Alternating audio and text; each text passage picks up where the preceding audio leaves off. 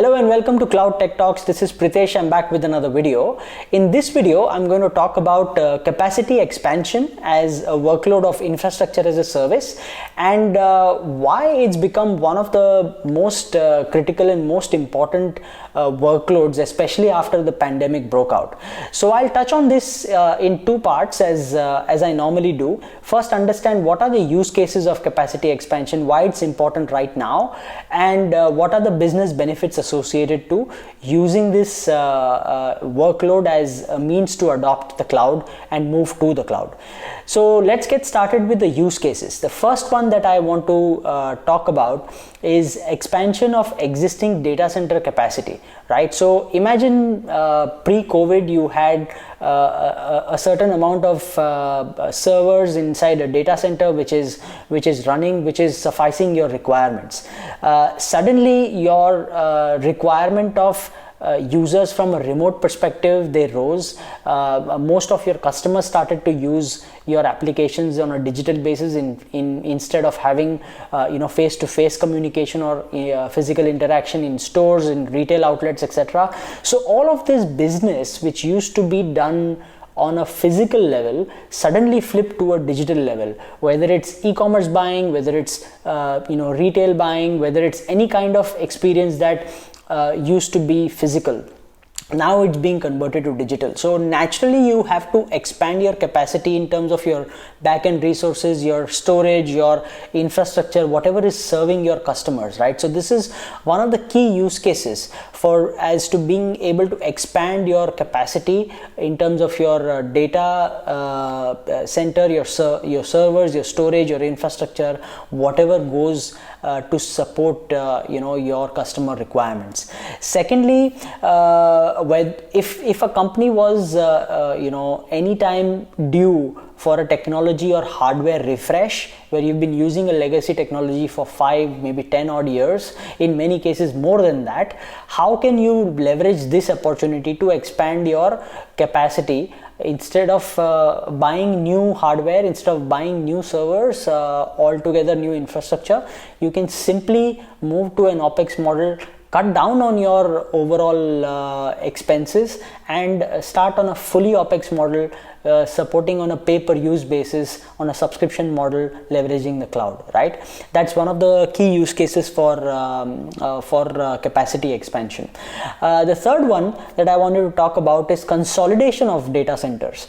Now this is seen as one of the leading trends for a lot of countries that have had a lot of widespread presence of data center infrastructure, server infrastructure across cities, across geographies, right? Many of these government entities and semi-government bodies as well, they have decided to consolidate their infrastructure into cloud and make it all a virtual experience, scalable, and cut down on their maintenance cost and cut down on the human resources required to manage those physical infrastructure and data center locations, right? So that's one of the key areas, and a lot of opportunities have been found in this areas pertaining to countries who are looking at moving to the cloud and providing digitization, digital experience as a service to their consumers.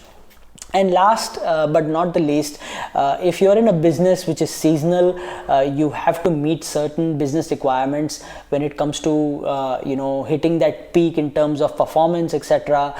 So imagine if there is a Black Friday kind of a sale, White Friday kind of a sale, as many countries call it. How can your e-commerce platform suddenly move from 100,000 capacity to 1 million capacity on that day of sale, and how can your system bear that load, right? So managing these peaks and spikes in infrastructure in terms of capacity, in terms of storage, in terms of still delivering that seamless experience to customers is something that capacity expansion can help you do, and that's why one of the key adopted workloads is capacity expansion under infrastructure as a service. Now that we have spoken about use cases, let's talk about some of the business benefits of capacity expansion and how it can benefit a specific business or an individual handling a function. First of all, you are able to avoid any kind of downtimes, right? So we spoke about seasonal traffic being increased for an e-commerce portal, or any other such instance which is basically taking more load on your existing infrastructure as compared to what it normally does. You can actually typically avoid that downtime when it comes to using a capacity expansion at your disposal. Secondly, you can actually plan to use your capacity optimally, right? So if you've taken an infrastructure which supports a 100 user kind of a model, but you are able to always be at 80 or 90% capacity, and it's very close to hitting peak. With capacity expansion, you can actually manage that user experience and that user capacity in a very optimum way, right? So you can always be at that 70-80% mark, always leaving that buffer in terms of supporting the peaks and supporting spikes in your infrastructure requirements as and when they arise. The third one is obviously associated to being flexible, being more on an OpEx model. That's something that I've touched on, but associated cost and flexibility to deploy is one of the key business benefits for capacity expansion. And last but not the least, without having to do any capex investments, you can actually meet the needs of the business, right? So whether it is interfacing with clients, growing your base of customers, or just handling a spike because of a seasonal experience, every kind of business requirement without any interruptions or any kind of business hampering can be done through capacity expansion, and of course keeping in mind that you are always on an OpEx model.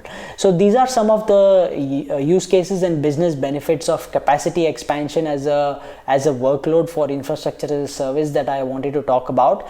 Please like, share and subscribe to this channel. Share it with your friends and family, and let me know in the comments what else would you like to know. If you would like me to deep dive into specific subjects, more than happy to do so.